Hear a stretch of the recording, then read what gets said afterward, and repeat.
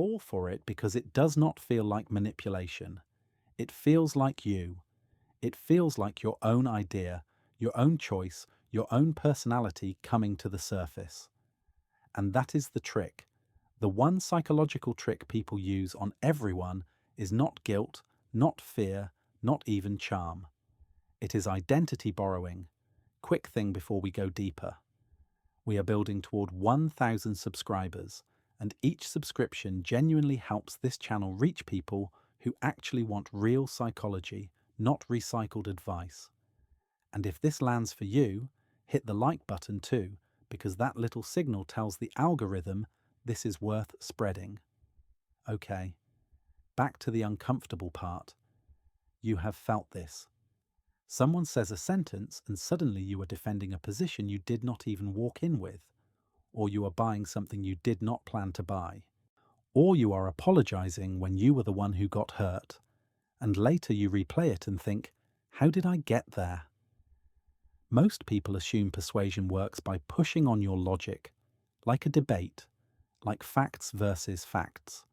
That is not what is actually happening in the moments you fall for it. The game is played one layer earlier than logic. It is played at the level of who you are allowed to be in that moment. Identity borrowing means this. I frame a choice as an expression of your self-image, then I let your mind do the coercion for me. I do not have to pressure you. Your own need to be consistent pressures you. Your own reputation pressures you. Your own self-story pressures you. And now here is where it gets interesting. The person doing it does not even need to be smart. This is a primitive feature of the human brain. If you understand that mechanism, you will start seeing it everywhere, like suddenly noticing how many things in your life are built to steer you without touching you. Let me show you what I mean with a clean example. Someone says, "You seem like the kind of person who does not quit halfway." That sentence sounds like a compliment, but psychologically, it is a hook, because it is not describing what you did. It is describing what you are. And the brain treats what I am differently than what I did. Actions are negotiable. Identity is not. When identity is on the line, you will pay costs you would never pay for a simple action. That is why you will stay in a terrible job longer than you should, because leaving feels like you are the kind of person who fails. That is why you will keep texting someone who keeps disrespecting you, and because cutting them off would mean you are the kind of person who gives up on people. That is why you will over-deliver at work after someone says, "I can always count on you," even when your body is screaming. Notice the pattern here. The manipulation is not the request. The manipulation is the definition of you that arrives before the request. The request is almost an afterthought. This connects to something researchers have shown again and again. Once you publicly commit to an identity label, your behavior starts chasing it. There is classic work on self-perception and cognitive dissonance. But the deeper mechanism is simpler than the academic language makes it sound. Your brain is constantly running a prediction model of you. It is trying to reduce internal contradiction because contradiction is expensive. Contradiction costs attention, creates social risk, and forces you to rethink a whole stack of decisions. So if someone can get you to accept an identity frame, you will often choose the option that preserves that frame, even if it hurts you materially. Not because you are weak, because you are efficient, and that is the first novel insight I want you to really sit with. Persuasion is often outsourced. The persuader sets the identity frame, then your mind enforces it to avoid internal conflict. It becomes self-policing. Now watch how this scales. If I want you to comply, I can use positive identity borrowing. You are a leader, you are mature, you are the responsible one. That sounds flattering, but it loads you with duties. It makes saying no feel like betraying yourself. If I want you to comply in a darker way, I use negative identity borrowing. I do not tell you to do something. I imply what you are if you do not do it. You are really going to be that person? So you are just selfish then? I thought you were different. This is not about the content, it is about social death. Humans have always lived in groups where your identity determined your safety. Your brain still reacts to identity threat like it is life or death. That is why a raised eyebrow can move you more than a spreadsheet. Here is the second insight, and it is the one most people never articulate. Identity borrowing works best when the identity is vague. If someone tells you, you are the kind of person who values integrity, you can pour anything into that. Agreeing with them becomes integrity. Buying the course becomes integrity. Forgiving them becomes integrity. Letting it go becomes integrity. Vague identity labels are like blank checks written on your self-concept. Think about this for a second. The most dangerous manipulations are not the obvious commands. The most dangerous manipulations are the sentences that feel like recognition. Like someone finally sees you, because humans are starved for accurate mirroring. We want to feel known, so when someone offers a label that feels close to the person you want to be, you grab it. And once you grab it, you protect it. Now here is a twist you may not like. Sometimes the person who does this is not trying to control you. Sometimes they are trying to stabilize their own anxiety. They need you to be the responsible one, the calm one, the forgiving one. Because if you stop playing that role, their own identity collapses. So they borrow your identity to patch their insecurity. This is why in certain families, one child becomes the smart one becomes the problem, one becomes the helper. Those are not personalities. Those are roles. And roles are sticky because everyone else's behavior adjusts around them like a system, and the system punishes you for changing roles. Not always with yelling, sometimes with confusion, sometimes with subtle withdrawal, sometimes with, "Are you okay? You are acting weird," which is code for, "Get back into the shape that makes us comfortable." So if you have ever tried to change and felt immediate resistance, that is not your imagination. You threatened the identity economy of the group. Now let us get more precise, because precision is what makes you immune. Identity borrowing usually comes in 3 moves. You can learn to hear them. Move 1 is the label. You are the kind of person who. Move 2 is the moral elevation. The label is not neutral. It is positioned as higher status, responsible, loyal, real, mature, strong. The opposite is framed as pathetic, or selfish, or childish. Move 3 is the ask. Sometimes explicit, sometimes implied. And if it is implied, it is even more powerful because your brain fills in the missing step and then credits you for the conclusion. You think you decided it. This is why the most effective manipulators ask indirectly. They create a vacuum and let you rush to fill it. Humans hate social ambiguity. We would rather accept a bad role than sit in uncertainty. But stay with me, because the next layer flips the whole thing. Most people think the defense is to be skeptical of others, to watch for liars, to spot red flags. That is useful, but it is not the real defense. The real defense is to become suspicious of the part of you that loves being a certain kind of person, because identity borrowing works by targeting your preferred self-image. If you pride yourself on being easygoing, you will tolerate disrespect.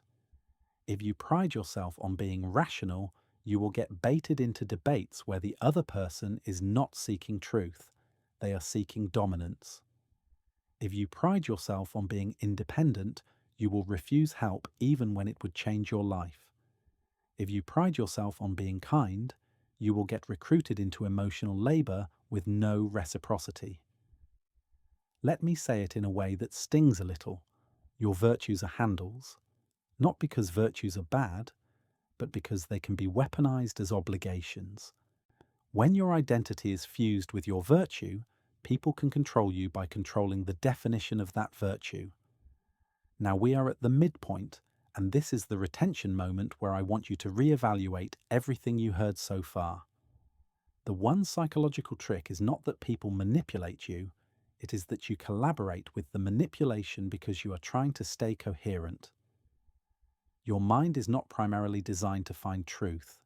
It is designed to maintain a stable self in a social world. That is a different goal. And if those goals conflict, stability often wins. Now let us make this intensely practical. How do you detect identity borrowing in real time before you have already complied? Here is a simple diagnostic question that changes everything. If nobody could ever know I did this, would I still do it? That question separates identity performance from genuine preference.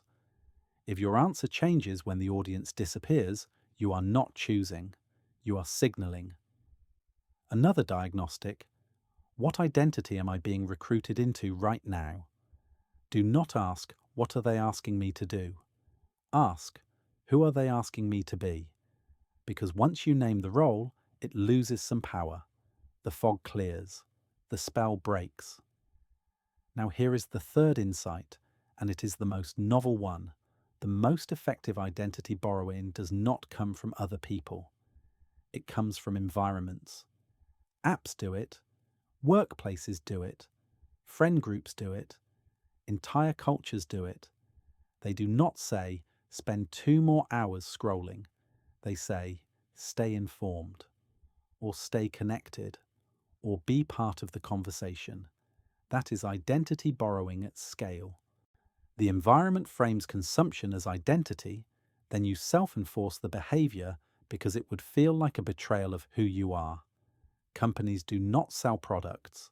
They sell avatars, identities you can wear: minimalist, hustler, wellness person, intellectual, rebel.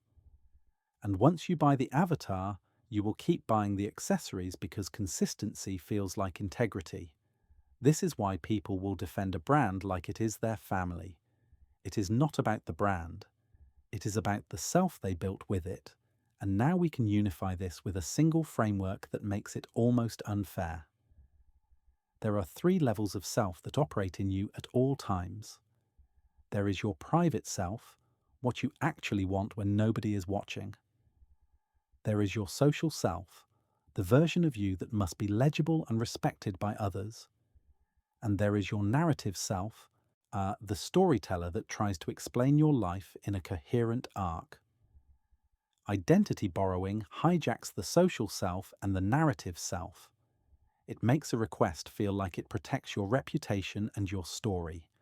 That is why the trick works even when you are alone. Because even alone, you still have an imagined audience. You still have a story about yourself. I am not the type of person who. I am the type of person who.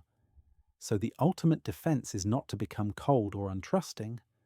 The defense is to loosen the grip of your narrative self, to allow yourself to do actions without converting them into identity.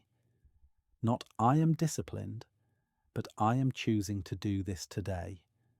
Not I am loyal, but I am choosing to invest in this relationship if it is reciprocal. Not I am the strong one, but I can be strong and also ask for support. This sounds subtle, but psychologically it is radical. When you switch from identity language to choice language, you become much harder to recruit. Here is what I have observed in people who are almost impossible to manipulate. They still have values, but they do not perform them as a costume. Their identity is spacious. It has room for exceptions, nuance, context. They do not treat consistency as a religion. They can say, I normally help, but not this time. And they do not collapse. They can say, I care about being kind, but I will disappoint you if your expectation is unreasonable. They can say, I can be mature and still be angry. That ability is psychological freedom, and it is rare. So let me give you a clean, usable method you can apply immediately.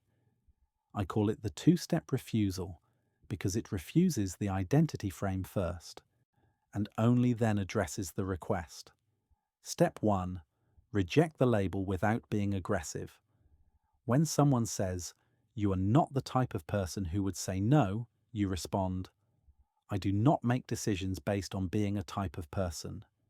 I make them based on what is right for me and what is fair." Or if someone says, "Come on, you are so chill," you say, "I am calm and I still have boundaries." You are not fighting. You are diffusing identity from action. Step 2. Answer the actual request with specificity. Yes, I can do it on Friday for 1 hour. Or no, I cannot. Or I can help, but I need you to handle this part. This matters because if you only answer the request, the identity frame stays intact and they can reuse it next time. If you dissolve the frame, you break the tool. Now circle back to the opening. And you fall for it because it feels like you. So the real question is not, how do I stop people from manipulating me? The real question is, how often am I letting my self-image make decisions my future self will pay for?